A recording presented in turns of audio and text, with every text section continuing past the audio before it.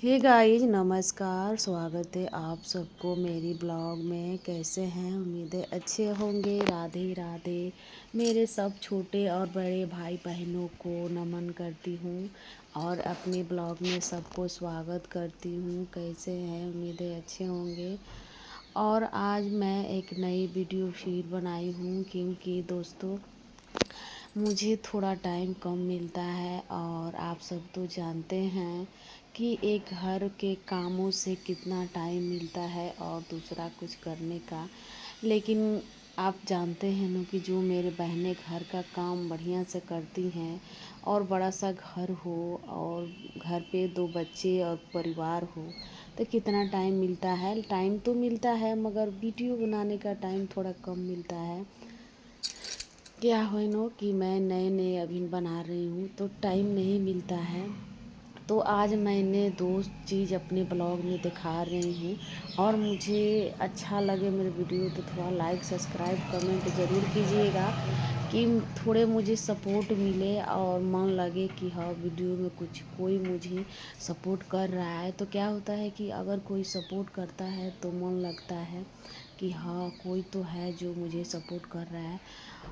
तो यही मेरा वीडियो में है कि आज मैं अपने वीडियो में दिखाने जा रही हूँ कि मैं पॉटली बैग बनाई हूँ और एक सूट का कटिंग की हूँ। यहाँ देखने को मिला कि मेरा मशीन जो है पुराना मशीन है, 10-12 साल नहीं 15 साल पुराना मशीन है। तो क्या होता है कि बार बार धागा का प्रॉब्लम आ जाता है, धागा फंस जाता है तो मुझे बार बार खोलना पड़ता है, बनाना पड़ता है। यही बात है कि मैं ज़्यादा कर मिस्त्री यहाँ नहीं भेजती हूँ क्योंकि घर पे थोड़ा आ जाता है बनाना।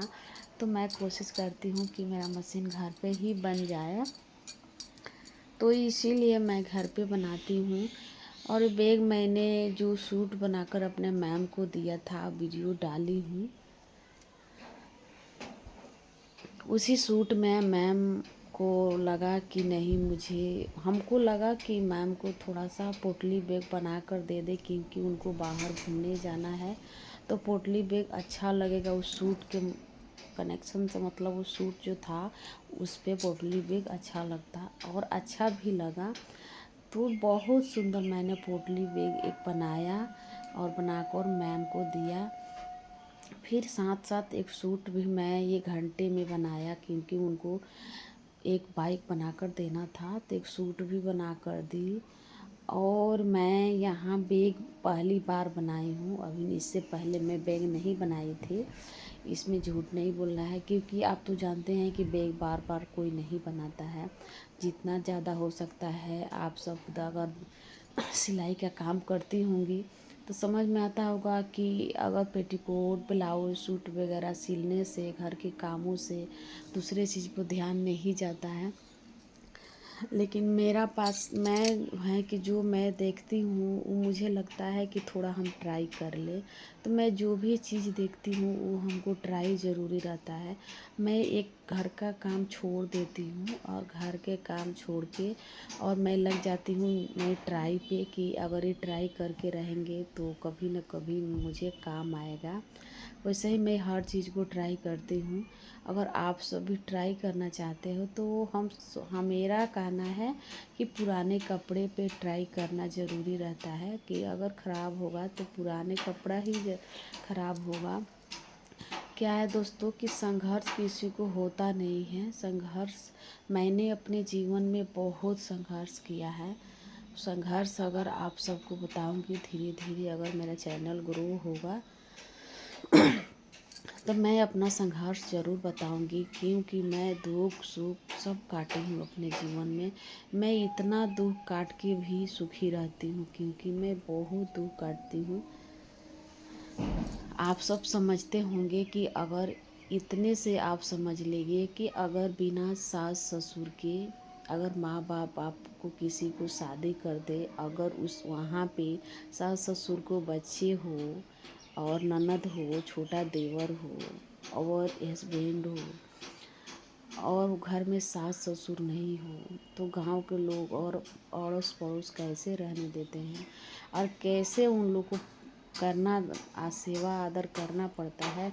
कितना दुख होता है, क्योंकि घर पे अगर आमदनी ना हो, छोटे छोटे में अगर सास ससुर ना हो, तो मेरा कहानी ये है कि मेरा ससुर शादी किए, सास पहले से नहीं थी, और मेरे शादी से साल भर बाद अब मैं ससुराल नहीं गई थी, तभी मेरे ससुर गुजर गए साल भर बाद। 1 साल बाद गुजर गए, उसके 2 साल बाद 3 साल बाद मैं गई ससुराल। क्योंकि मैं पहले होता था, पहले के लोग गौना रखते थे, तो मेरा भी गौना हुआ। तब तक बहुत दुख काटे लो, मेरे हस्बैंड, मेरे देवर, मेरा ननद, और मैं भी आई तो उसी दुख में पड़ गई। क्योंकि पहले इतना आमदनी नहीं था, कोई मेरे घर पे कमाने वाला नहीं था। मेरे हस्बैंड भी उतना अभी नहीं थे जो कहना चाहिए। जिसका माँ बाप टूट जाता है, नहीं रहता है, उसका बच्चे कैसे रहते हैं वो तो आप सब समझ ही सकते हैं। मेरा ननद भी छोटी थी, देवर भी छोटे थे।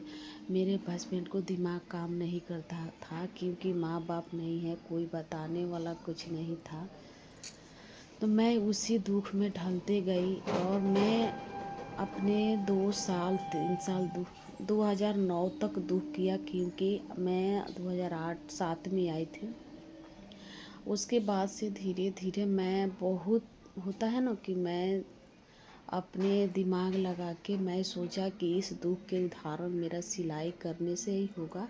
क्योंकि मैं सिलाई अपने 1 साल के कम ही था, मेरा बच्चा हुआ था, मेरा बेटा 1 साल के कम ही था, तब मैं सिलाई कर देते। क्योंकि मैं उसको खिला पिलाकर सुलाकर मैं दिन भर सिलाई करने लगी। अपने घर के जो दुख देखी कि मेरे घर पे सब कुछ रहते हुए पैसा का लालच पड़ा है, तो मैं सिलाई चालू कर दी।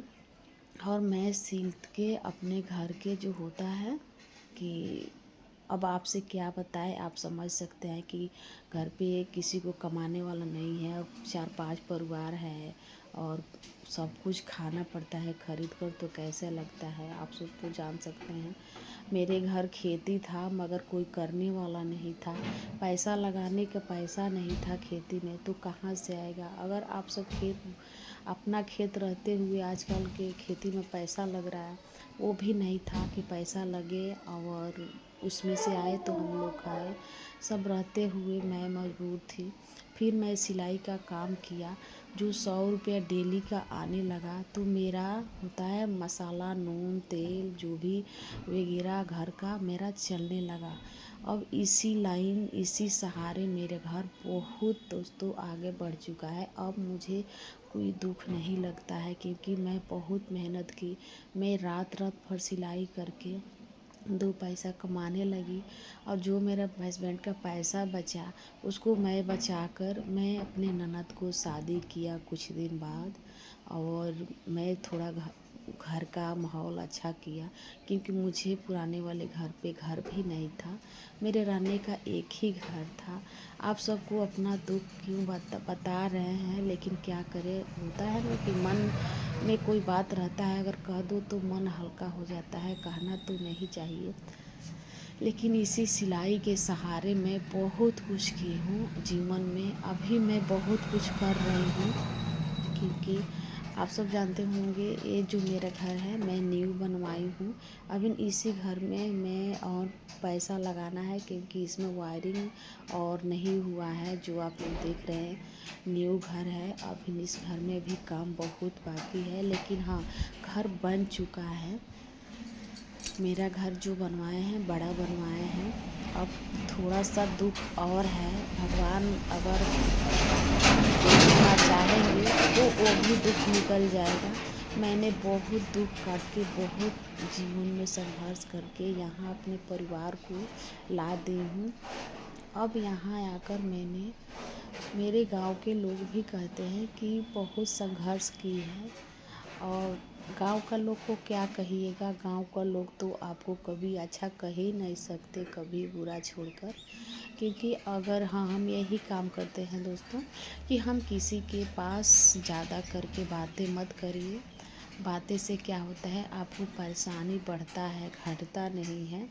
दुख रहेगा तो आपके दुख में जीवन में कोई अच्छा बात नहीं करेगा, और आपके पास सुख आ जाएगा तो बहुत अच्छा कहने वाले लोग आ जाएंगे, आपको वाहवाही देने आ जाएंगे। और जब आपको वही चीज़ का दुख होगा तो आपके पास कोई नहीं आएंगे, क्योंकि अगर सोचेंगे जाएंगे तो कुछ मांगेगी, उसके पास से नहीं है, चाहे कुछ बात कहेगी तो उसको बात सुनना पड़ेगा। इसी स्वभाव से मैं बहुत गुजर चुकी हूँ, तो मैं बहुत दूर ही रहती हूँ माहौल से, क्योंकि किसी के पास बैठिएगा तो कोई बात सुनकर क्या फ़ायदा। उतने देर अपने घर में रहिए, अपने कोई काम कीजिए, सिलाई कीजिए, बुनाई कीजिए, या बाज़ार में आप आए तो कुछ ना कुछ करिए, तो दो पैसा मिलेगा तो आपको सब कोई पूछेगा। पैसा नहीं मिलेगा तो आपके पास कोई नहीं पूछेगा, कोई समाचार भी पूछने नहीं आता है। ये भी सच है कि अगर आपका ससुराल ठीक है शादी हो जाने के बाद तो मायका भी ठीक है, अगर ससुराल ठीक नहीं है तो मायका भी नहीं ठीक है। क्योंकि आजकल के ज़माना में देख ही रहे हैं कि अगर ससुराल में कोई आदर नहीं है तो मायका में भी आदर नहीं है, अगर माँ बाप के सिवा दूसर कोई आदर आपका नहीं करेगा। तो मेरा मानना है कि आप ससुराल में अपने मेहनत करिए और दो बातें सह के रहिए। मायका ज़रूरी नहीं है जो माँ बाप है तो उनसे मिलना तो ज़रूरी है, भाई बाप सबसे मिलना ज़रूरी है।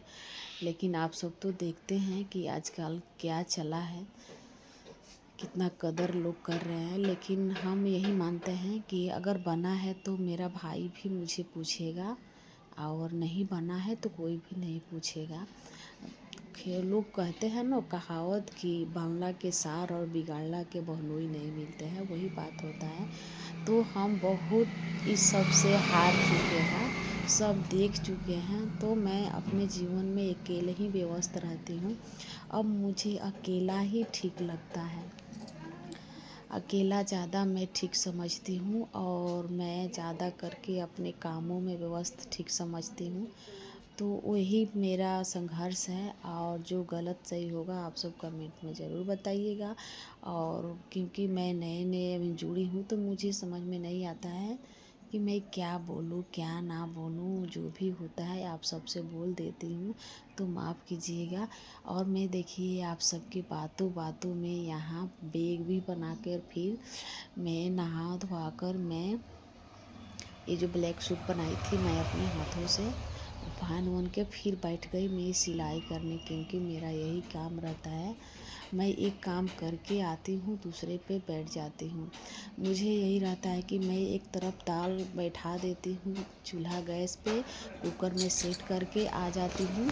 जब तक 3 सीटी 4 सीटी लगता है जीरो फ्लेम पे कर देती हूँ, तब तक कुछ सिलाई कर लेती हूँ। फिर वहाँ से जाती हूँ, फिर दाल को खाली करके और मैं तुरंत चावल उसी में धोकर डाल कर और फिर गैस चढ़ाकर चली आती हूँ। तब तक मेरा चावल भी हो जाता है और मेरा खाना भी तैयार हो जाता है, क्योंकि मैं सुबह को बना लेती हूँ रोटी सब्जी चाय वगैरह कुछ भी, बस दोपहर का खाना दाल चावल बनाना रहता है। तो इसीलिए मैं बनाते रहती हूँ साथ में, और सिलाई भी चलते रहता है। मेरा काम ऐसा ही होता है, मैं डेली का यही रूटीन करती हूँ, खाना और सिलाई दोनों साथ में ही लेकर चलती हूँ। अगर मैं खड़े होकर खाना बनाऊँगी तो बनाते रह जाऊँगी और सिलाई कैसे होगा, इसीलिए मैं दोनों साथ में ही करती हूँ। तो हो जाता है 1 घंटे में मेरा सिलाई कंप्लीट हो जाता है, खूब से खूब 1 घंटा काफ़ी है मेरा मशीन पर बैठना, 1.5 घंटा। उसके बाद से मैं तुरपाई फॉल्स इसमें लग जाती हूँ, फिर घर के कपड़ा धोना सुखाना या कुछ भी और घर झाड़ना बहारना